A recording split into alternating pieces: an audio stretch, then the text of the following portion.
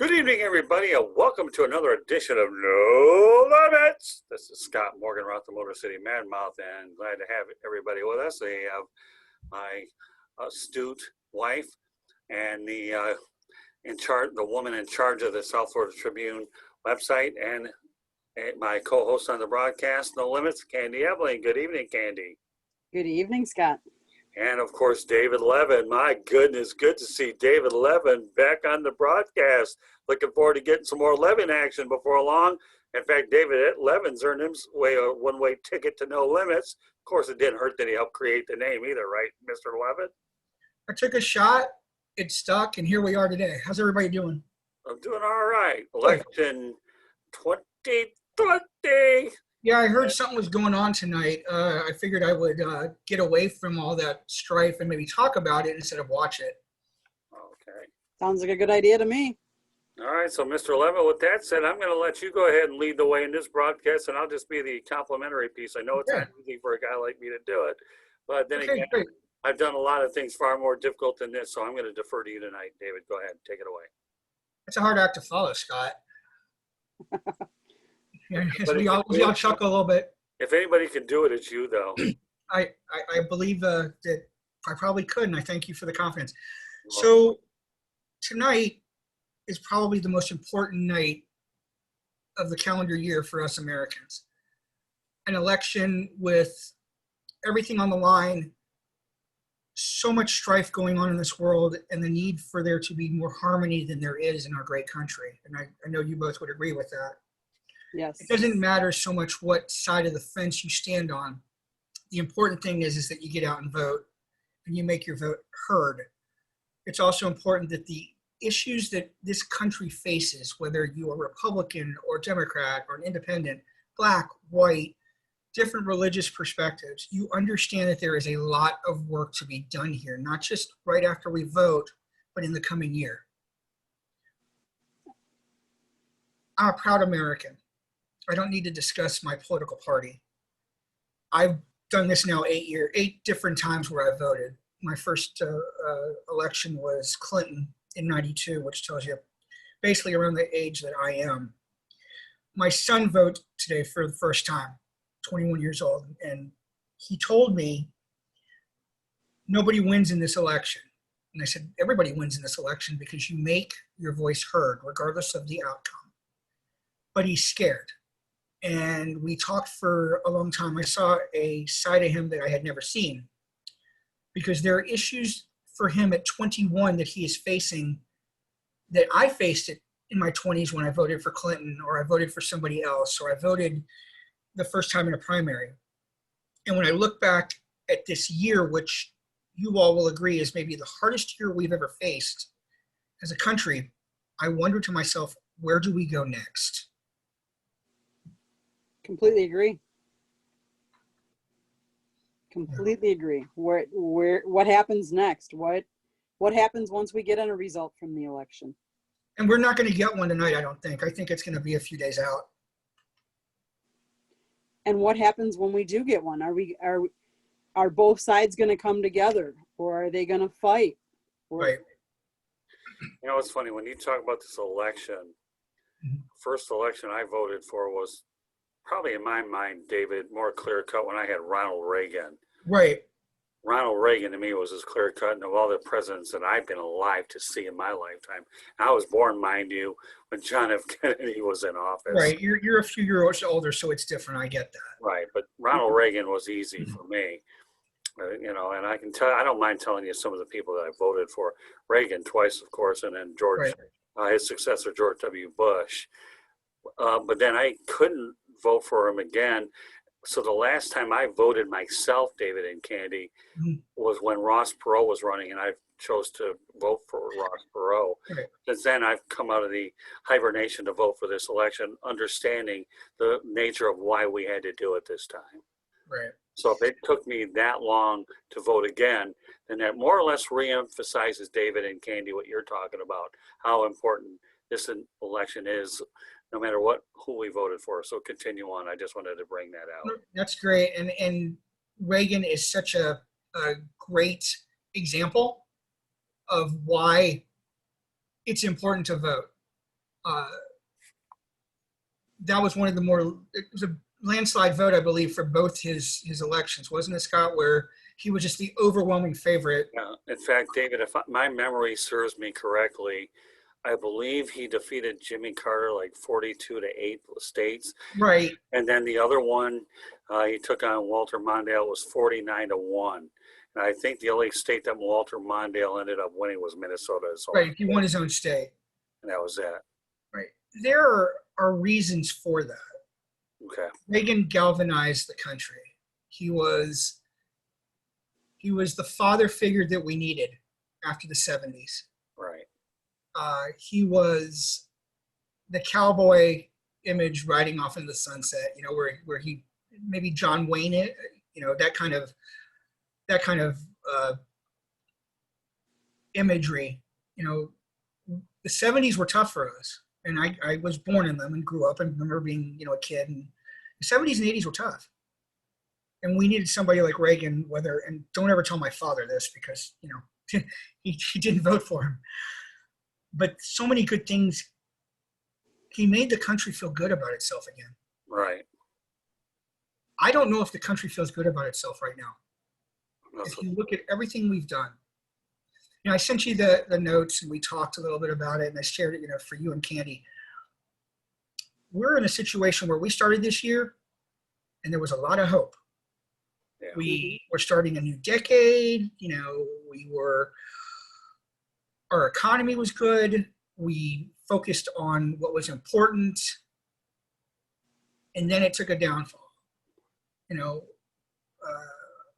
We had, George Floyd, and we had Breonna Taylor, and then we had a pandemic, and we lost our sports, and we lost our way, and the country closed down. I'm 48 years old, and I don't remember the country being this beaten, except for maybe 9/11. And it continues to mushroom. And I don't know, maybe you can shed some light on it. When have we been like this? Besides maybe Vietnam and 9/11, we've never really faced this. We're getting people to talk about racial change and inequality and COVID, and we don't like each other right now. The only thing that I could do to add light to that is during the Iranian hostage crisis when we were pushed around. Right. I remember when Jimmy Carter boycotted the Olympics, and we had a whole war going on. And I went to the '84 Olympics in LA when the Russians returned the favor. The first story I wrote for the Detroit Monitor, David and Candy, was "Don't boycott the Olympics." And I had an English teacher that graded me down a half a grade because she didn't agree with me. But if it went from an A to A-, it didn't bother me, because I told the woman, I got published. Deal with it. Nobody in the class will deal with it. But Ronald Reagan, people were very afraid of Ronald Reagan. They were afraid that this cowboy that appeared in the Westerns was going to blow that country to smithereens.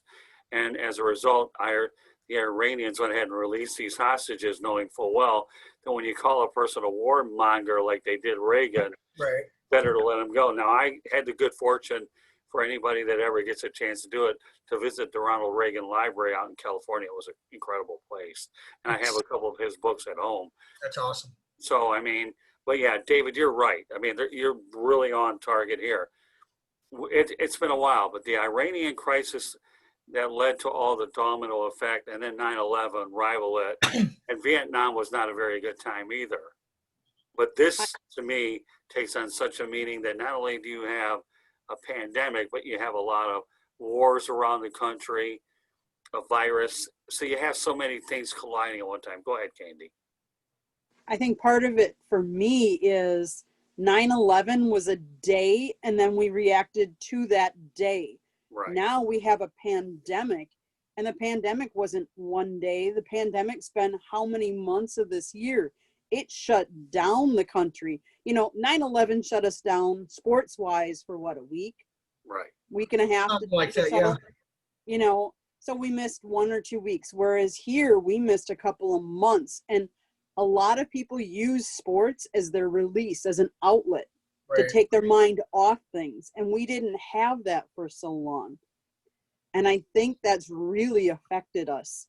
And with all the political unrest, like you said, the George Floyd, Black Lives Matter, all of that has caused divisiveness as well. Well, I think you also, when you factor into the equation that the President of the United States, in my opinion, underestimated the significance of the pandemic, and all of a sudden would wind up with COVID-19, then on top of a crumbling economy, you're talking about many people, hundreds of thousands that have lost their lives. And then you have a 1-2 punch for all the wrong reasons. And I'm not here to criticize the president or not to criticize, but when you're not proactive and you're reactive, that to me is a recipe for disaster, which is why you're dealing with a lot of what's going on right now, and the stage where this country is at. I think he underestimated it, and I'm not here to criticize because I couldn't do what they do on the daily. We're sports writers. Right. We deal with sports. We don't deal with politics. I tried that in college, and I changed my major twice. So I think that when you're given an opportunity like this, and it's a grand stage and everybody's watching, it's an underestimation. I really think that he may have done some things differently that would have changed some things. I don't know. I'm not passing blame. What I'm saying, though, is that we're also a country that always plays with a chip on our shoulder. Right. And I'm going to say everybody has some culpability here. People really didn't listen. They didn't quarantine. I mean, people did, but they didn't. It's almost like, we dare you to hit us with this COVID-19. We can beat it. We'd be in better shape if we listen like other countries.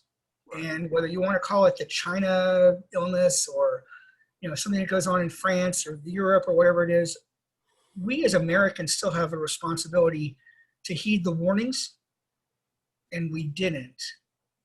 It's a screwed up situation. I could use more foul language, but I know this is a family show. Right.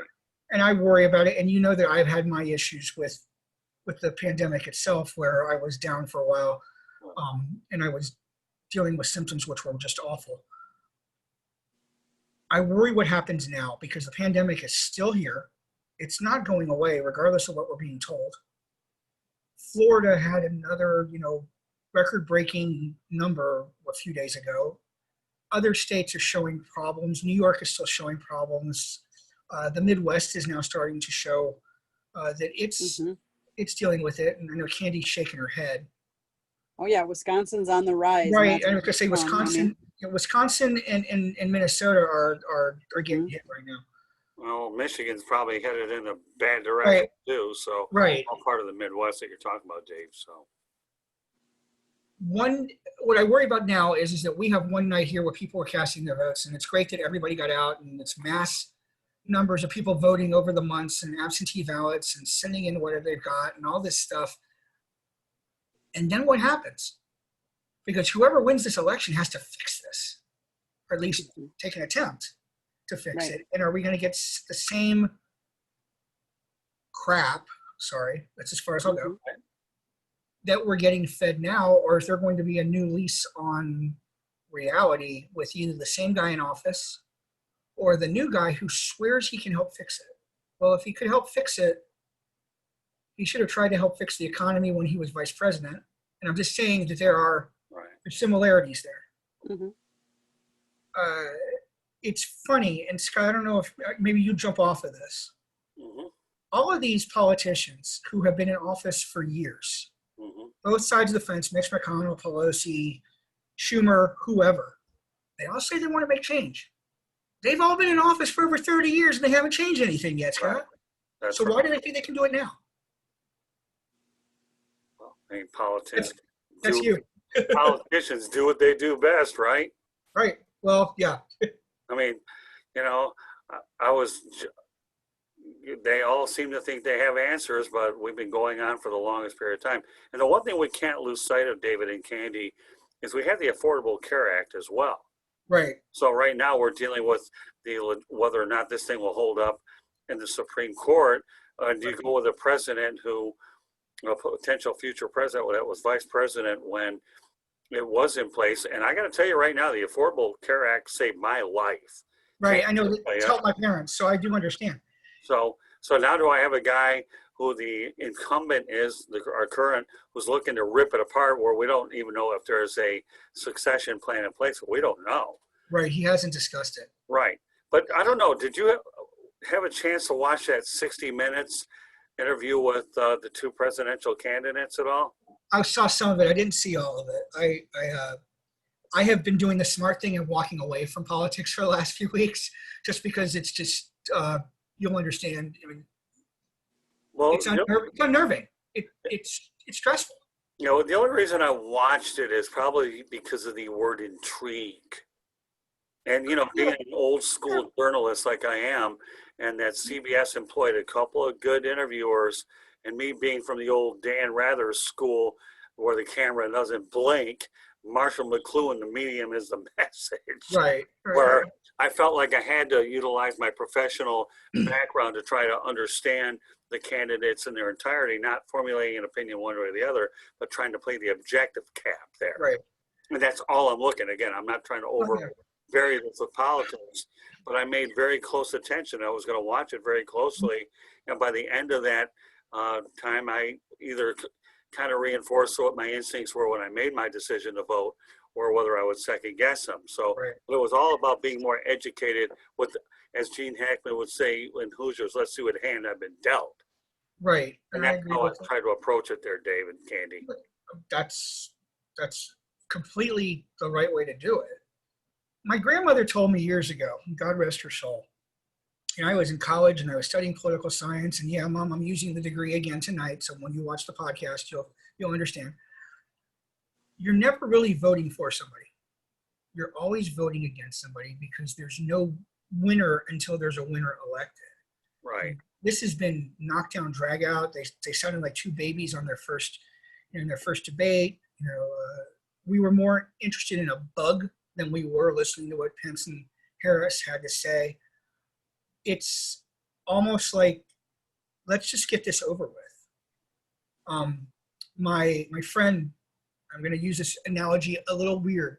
He asked his 8-year-old son, who would you vote for? Because they were talking about it in school. And I don't know how you talk about an election in school, but you talk about it in school. And the 8-year-old says, I'm going to vote for Trump because it's only 4 more years of suck. If I vote for Biden, I may get 8 years of suck. And I wonder if that's the initiative people are taking. Let's go ahead and just get rid of this. Very interesting. Yeah. I thought you'd laugh at that, actually. Well, I'm really, no, I'm really not. I'm probably going to put it on the old serious face this time, David. And I can see it, yeah. Very interesting. Now, understand what we've had to deal with the past 4 years. We're dealing with a president that loves to tweet, work on Twitter and social media instead of State of the Union address. Right. Okay? Now, again, folks out here that are watching this broadcast, take it for whatever it's worth. I'm out there just laying it out there. I'm not taking a side one way or the other, because we know nowadays communication has changed drastically. Okay. Now we have email. Before we used to have snail mail. Okay. We have Twitter. We don't have State of the Union. We have social media. We don't have State of the Union. Right. But I know one thing. How many states, are there in the country? 50. 51. Puerto Rico. No, state of confusion. Oh, okay. Well, okay. So 52.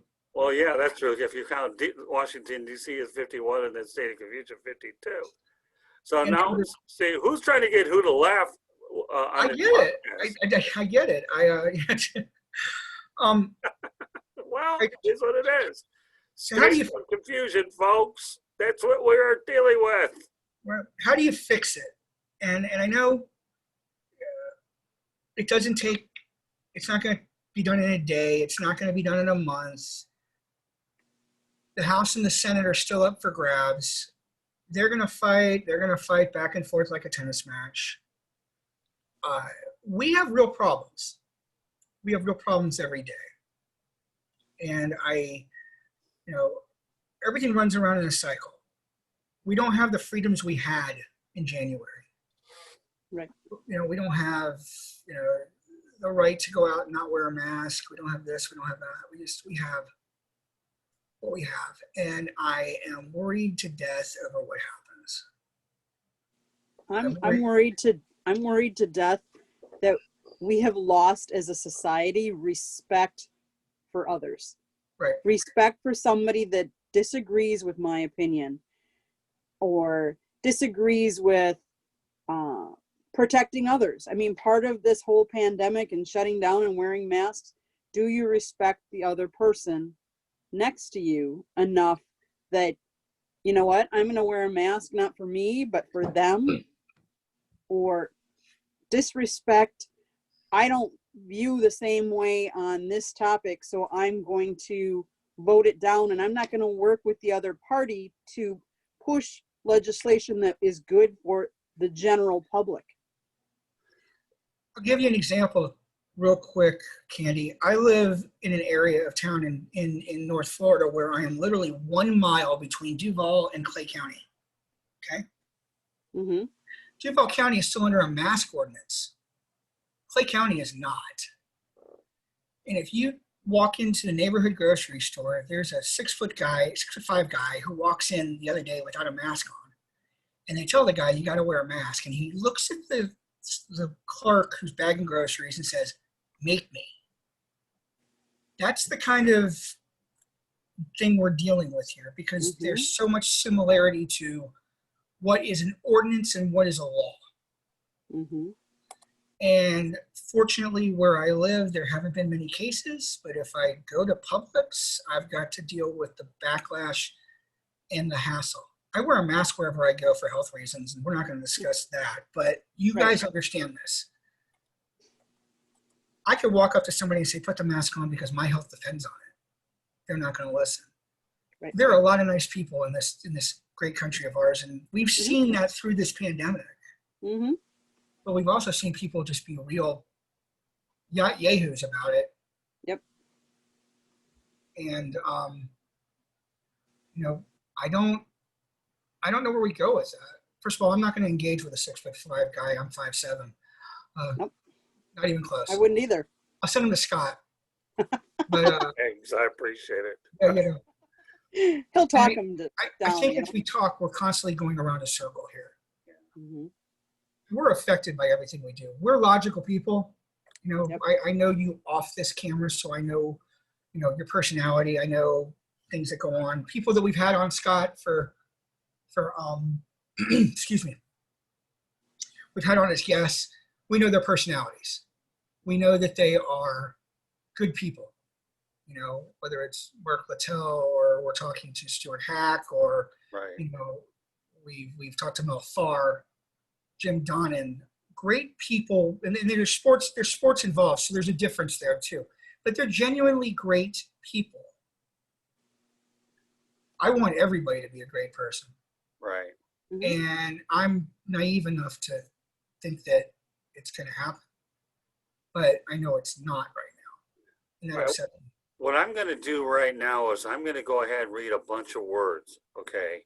Mhm. And I want both of you to give me your interpretation of what you think they mean, okay? Okay, sure. We're going to have a little drill here, okay? Uh-oh. Wait, is this a psychology exam basically or not? Well, I got two good communicators on the end, so if it is, so what? Don't worry about it. Candy, Yes. Rorschach test. Why not? We're going to have a little bit of fun with this thing here. Okay, We're fine. lighten it up. So I'm going to give you, we're going to play the word game, okay? Go ahead. Ready? Yeah, go ahead. One, racial inequality. Candy, how do you view that? I view, I can say from my perspective that for many years women weren't treated the same. Mm-hmm. So I have a perspective that's probably very different than what you have, Scott, then probably, and I understand that I don't really understand racial inequality because I haven't been racially inequality. You know, I'm not Black, I'm not Asian, I'm, you know, living in America and I'm a white female. But just from being a female and being, how should I put it, looked over for certain things, I understand inequality. Mhm. And I understand that it needs to be suppressed. We don't need inequality. And David and I could probably answer the fact that we're both Jewish, right? So Yeah, I was gonna. Mhm. could be judged in that Jewish. Yeah, respect as well. exactly. Mhm. And we don't need to even go farther with that. We're Jewish. Right. It's just the way it is. We're just trying to have general definitions what each and every Right. word stands for. That's Yep. all the purpose of this whole drill is. Friend. David, Friend, friend. Friends. Or friend, either one. decency. Candy. Someone I can count on. Okay. Sorry. That's okay. Foes. Democracy. Candy. Ooh.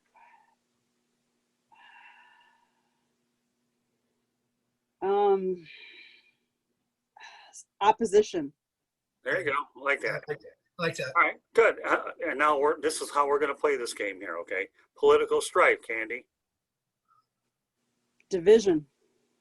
David? This election. Okay, that's good. Again, this is what we're trying to get out of this. Election. Okay, but that's what I'm asking you guys for, okay? Rampant disease.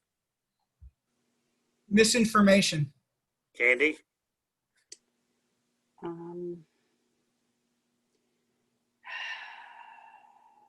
I'm gonna say death.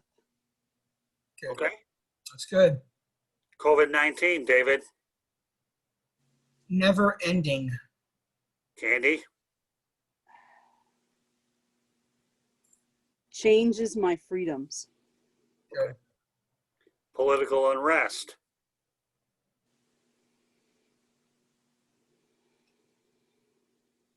This election again, because Okay. encompasses everything. All right, political Divisive. unrest. You're saying, David, this election. Yeah. Candy? Divisiveness. Oh, that's not the word. But all right, you want to use that one? We can put that up. Political unrest. Division. I mean, All right, no problem. Fear, Candy.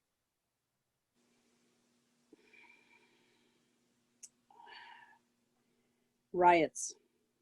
David? I was going to use rioting. So That's okay. No, it's okay. Yeah, it's the first thing I thought to my head. Riots, and then there's rioting, and we got Right. a study dose of that in Minnesota Right. and Kenosha, Wisconsin. That's all right. Yeah. Election day, Conclusion. Candy.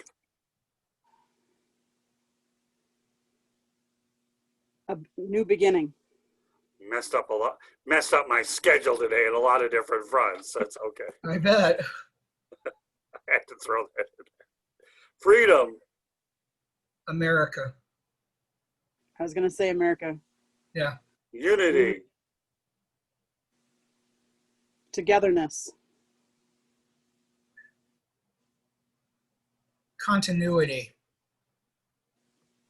Decision 2020, Scary. Uneasy. what's next?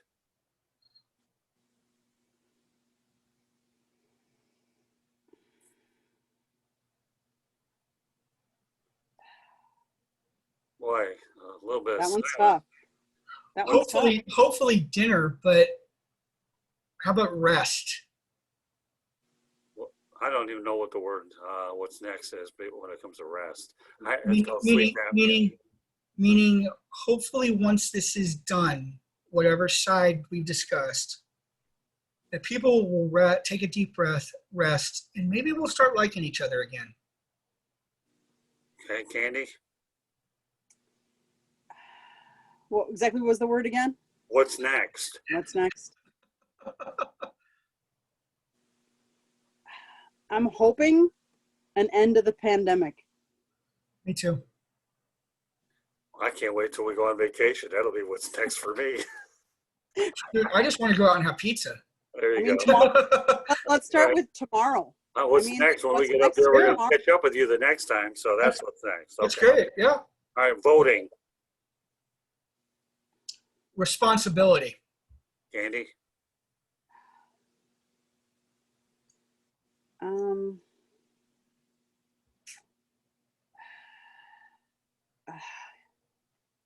Oh, you took the word right out of my. We didn't take the word out of your mouth. No, I understand that.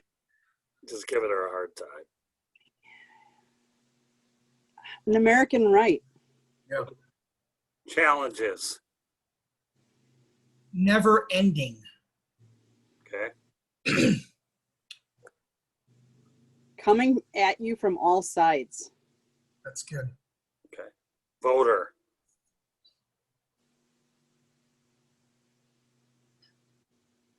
Freedom.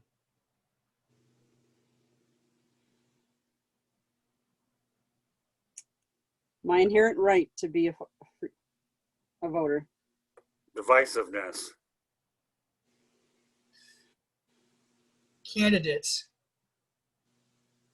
Political parties. I'll give you mine. Donald Trump. Wow. Okay. That's a direct hit. That was. That was, yeah, that's all right. impressive. Doesn't matter. I slide in every once in a while. No, yeah, go ahead. Leadership. Questionable.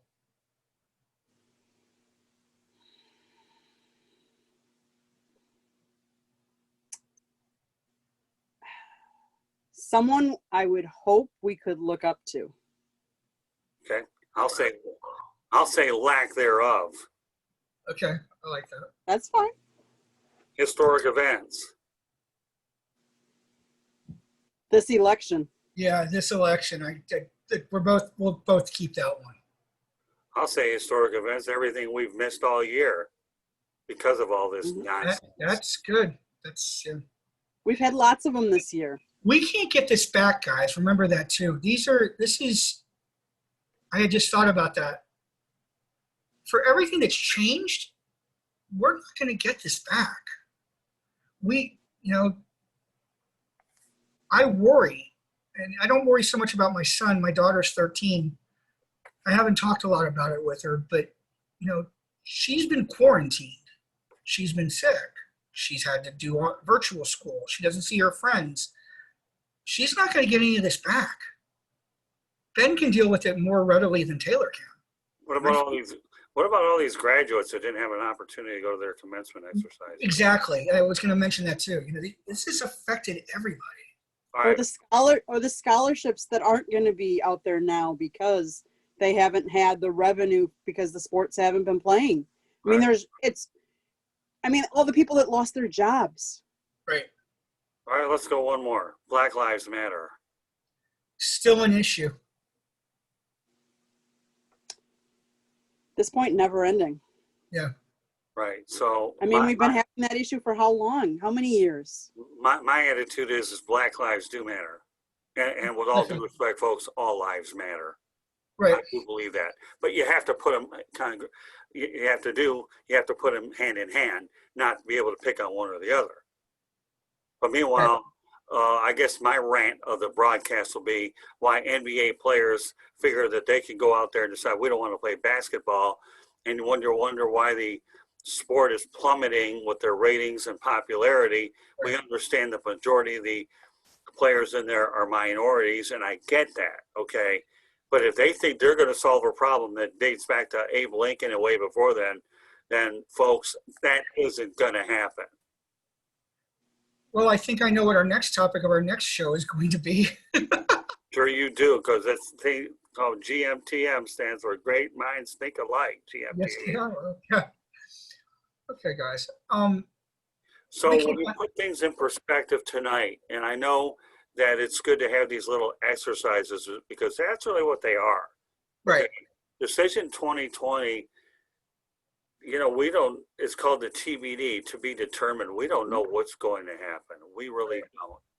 You know, after this broadcast, it'll be up there. It'll be people who will review what we've done. Well, they'll agree and disagree, which is okay. It's a democracy. We're all going to be looking at, many of us will be staying up late tonight in the most anticipated election on the planet, wondering who wins. And we may not know for a while, or maybe we might. Maybe this election might be a lot more lopsided than we think because of the anticipation level leading up to it. I guess the one thing that we can't lose sight of is whether one candidate or the other will get more votes because we're just simply angry at the other candidate. That will lead to the emotional aspect of this whole event. Which leads to our neighbors being angry at each other for no real apparent reason. Social media is such a exciting and dangerous thing, and I'm going to circle around that. In 80, when we elected Reagan, we didn't have that. Right. In 84, when we re-elected him, we didn't have that. As technology gets better, our hatred and our divisiveness sorry guys. Okay. Sorry about that. As the years go by, our anger and our divisiveness gets worse because technology allows it to be that way. We have so many channels that we can use to voice our opinions, to make our feelings known, to say we hate this, to say we hate that. We are a creature of our own habit, and we're also an enemy of our own habit. And we need to remember that. I think the one thing that people have to understand, and I know I could be sarcastic with this and try to be humorous, so let's make sure we keep it in the proper context, okay? Sure. Nowadays, the whole theme is people hate people. Yes. They really do. I mean, you know, I often joke around about it, and I don't really hate people deep down inside, but I do hate them in some respects because, number one, they're putting us in a position where they're not taking care of themselves by masking up. So we're developing this pandemic because of the negligence of others. We're all nervous and fearful of one another because you don't know what's going to happen.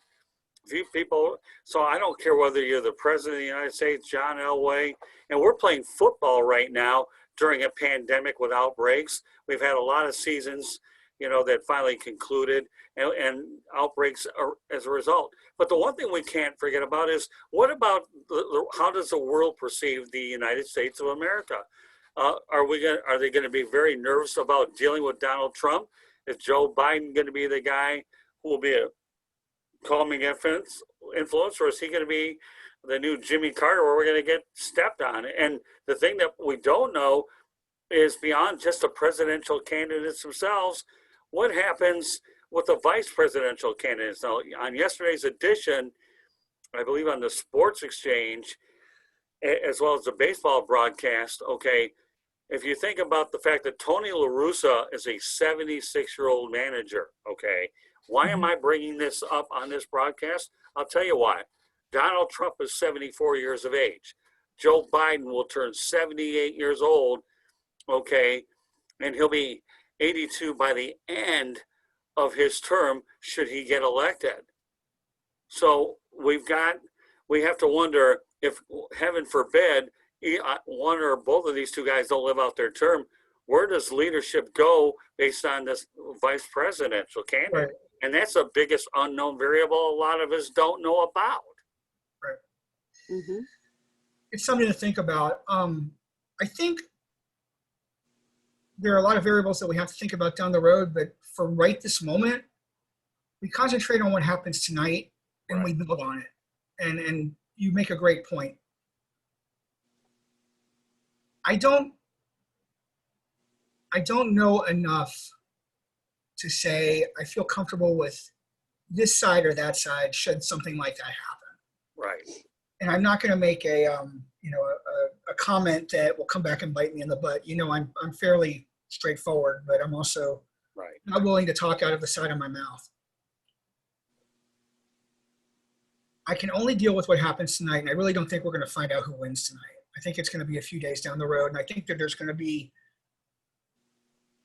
some politics involved in it. I think there's going to be a recount. I think there's going to be people saying, oh, well, this happened or that happened, or I'm not willing to admit defeat. Mitt Romney didn't expect to lose the second election. Remember, it took him quite a while to come out of his cave and admit and offer his concession speech.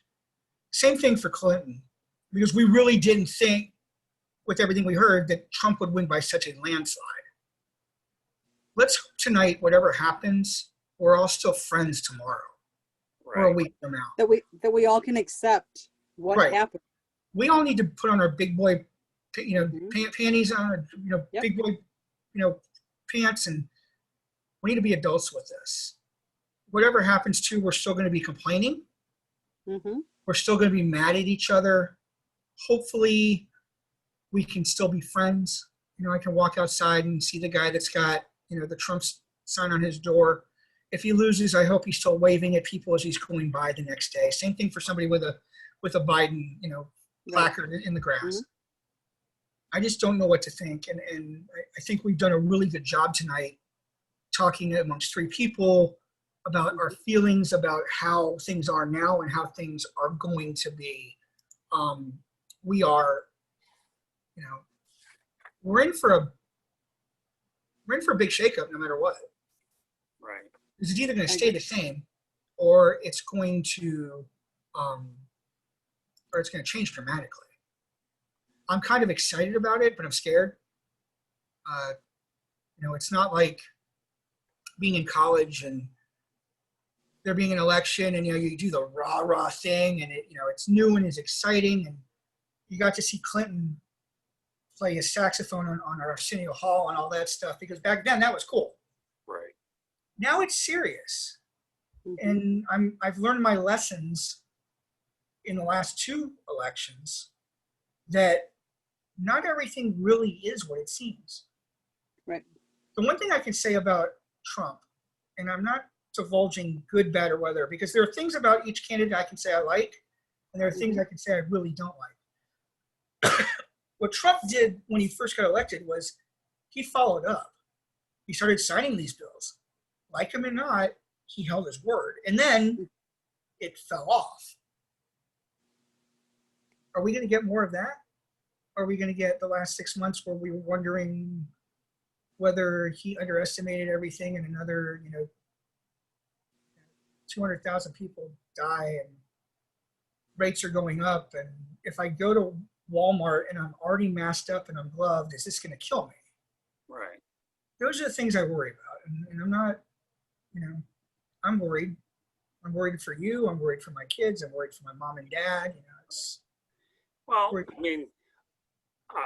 My biggest fear right now, David and Candy, is if things are tough now, it's not getting, we may be looking at the second wave next year. Is there any end in sight? And No. If I were a betting man, and I'm not a betting man, I say no, it really isn't. Even when you get a vaccine, okay, how long will it take for that vaccine to go through? What about the side effects of all COVID-19? When the damage is done internally, what happens later on? And those are the unknown variables that we don't know. The science will, at some point or another, have to provide us with some answers. Right. What are the long-term effects? Even if you were asymptomatic, did it affect you that you don't even know about? Yeah, those are the things I dealt with a few months ago, as we've talked about. And, I was really sick. Thankfully, everything turned out all right. I've really enjoyed this conversation, and I'm glad that we're able to sit comfortably and casually and be able to talk about this. When we talked about going on the show, you said pick a topic, and it just stuck in my head. It was the perfect time. It was. I haven't really discussed my political views. I don't want to. I'm afraid people will misunderstand. But this has been a good forum, and I really appreciate you guys letting me bring that topic up so we can discuss it. It's my pleasure. Normally, I don't do politics, religion. I think it's better to stay away from those. But the one thing I refuse to do is I refuse to not keep an open mind. My goal is keep an open mind and everything, but the only way that I can do it is I have to realize that the people I'm involved with don't cross a line. Right. You know, make a judgment call like this, I follow my instincts. Now, I'm going to tell you one thing I really enjoyed doing recently on a edition of the Sports Exchange with George Eichler and I enjoyed bringing Duke Sims, the former New York Yankee catcher and Detroit Tiger. I gave him more latitude to talk politics more than most. However, during the pre-production, I knew where he was going to go, and therefore I was very conscious of what he did. And I think that was one of the best shows we've ever done here. Yeah. But you've got to know the people you're working with before you make a judgment call. And I think when I make a judgment call, it all falls on me, not Candy, not you, but it's on me to deal with the repercussions. So you have to know who you're working with. And I'm comfortable with the team that we have here, which is why I allow certain things. I believe that freedom of speech is important. We can't lose sight of the fact that that's one of our original amendments, but making sure that freedom of speech is not abused. So I'm comfortable with it. And you know, Candy, David, and a lot of the people that we work with are family to me. I'm nothing without the people I have to work with. I don't care what anybody says about me. Say what you want. But unless I have a very good supporting cast around me, I can't do this all by myself. If I want to sit there and talk to myself, I'll scream at the wall. It won't yell at me, and I won't get any feedback, and nor do I frankly care. But Candy, he doesn't know that. It might yell back at him. Yeah, I know. It's okay. I have tunnel vision and I have bad hearing when it comes to certain outrageous circumstances. Okay. What it is, but one thing I don't have the lack of the ability to do is making sure that people are laughed, that we try to keep things loose on the broadcast, because I think that we're always trying to take a negative and turn it into a positive. And I know that's not easy during these times, but we have to battle through it no matter what. Will 2021 be as tough as 2020? Potentially it could. Right. What are we going to do? Let it just drag us down, or are we going to keep battling as hard as we can and try to do that? We just have to just grind it the only way we know how. You just stay focused. Well, thank you guys. I think the word that comes to me for me is respect. Again, I think the three of us have a respect for each other that we don't need to talk what side of the fence we're on, because we all agree that no matter what side of the fence you're on, you have a right to your opinion, and I have a right to mine. Yes. All right. And remember, whatever Candy says is right, and you know. And the wife is always right, right? Right. All right. Well, before we get off the broadcast, David Levin, I want everybody to know who you're right for, besides the fact that you're right for us too. Okay. Right for you too. Yes. So let it all out there, Mr. Levin. Okay. You can find me on Twitter at DM719907. You can also find me at RealTealDavid1. I can be read on fansided.com, where my work has been featured on Marlin Maniac and on Black and Teal. I am now beginning to write for Last Word on Sports. And in the coming months, be on the lookout for realtealmedia.com, which is doing things in North Florida, where we'll be focusing on football, baseball, and other happenings in the state. And also expect David Levin's airtime to increase as he feels able to do so. And I'm looking forward to having David here on the broadcast, because I'm telling you one thing, David, to me, you're a dynamo, and I enjoy having you on the broadcast. This was a lot of fun, guys. Thank you so much for this. All right, Thank you. Katie, spit it out before I go out there and spit it out for the final time here on election night 2020. So go out and vote if you didn't already. Respect everybody. Mask up. Please. And yes, please. And follow us on southfloridatribune.com. Go to the website. You can catch any of our broadcasts there. Subscribe to our YouTube channel. Scott, you know the whole drill. So I'll go ahead and give the drill in its entirety. Okay. All right. As far as social media is concerned, Candy's right. You can follow us on Twitter at Tribune South. That's at Tribune South. Facebook and Instagram, South Florida Tribune. Follow us there. YouTube channel, South Florida Tribune. I'll give you 6 reasons why you should subscribe to it, okay? Sports Exchange, No Limits, 108 Stitches Baseball Talk, Real and the Rare, Fantasy Football, South Florida Tribune Podcast. We have a broadcast for everybody's needs. So whether you're in sports or out sports, we have one that'll suit you. Our website, www.southfloridatribune.com. We have our columnists. We have our media distribution partners. Columnists, first and foremost, David Levin. Every now and then I get motivated to do it. We have the Motor City Monitor, as I'm working on building a relationship with the folks at Metro Detroit, my hometown, and the broadcast will be there as well. Our email address is southfloridatribune@gmail.com. You can follow us on LinkedIn, Scott Morganroth. I'll be more than happy to connect with you there. If you want to hear the audio version of the broadcast, you can do so at Apple Podcasts, Spreaker, Spotify, iHeartRadio, Google Podcasts, or wherever you get your podcasts. If you think I was talking too fast, it's not as fast as I can be on the road, so I'll give you a audio replay of where to find us, okay? Apple Podcasts, Spreaker, Spotify, iHeartRadio, Google Podcasts, or wherever you get your podcasts. So meanwhile, folks, I hope you've enjoyed this edition of No Limits. My name is Scott Morganroth, the Motor City Madmouth. Thank you for joining us on this edition of No Limits. Glad to have David on the broadcast, and as usual, Candy. And I'm looking forward to this being a great three-man or three-person booth, okay? Because I really enjoyed us being able to do this together, and I believe that this is the beginning of a lot of great things for the three of us. So any questions or things you guys want to add before we call it a night? No, just make sure everybody votes, they mask up, they stay safe. This is still a pandemic that we are dealing with. Please be kind to each other, love one another, and regardless of what happens tonight, please remember that tomorrow is just another day. Respect. Yeah. Thank you, guys. Thanks, You know guys. what? I couldn't say it any better. So you know what? God bless everybody, and we'll catch you on the next edition of No Limits. This is Scott Morganroth, the Motor City Madmouth. Thank you for joining us once again on this edition of No Limits. Good night, everybody. Be safe. Good night. God bless.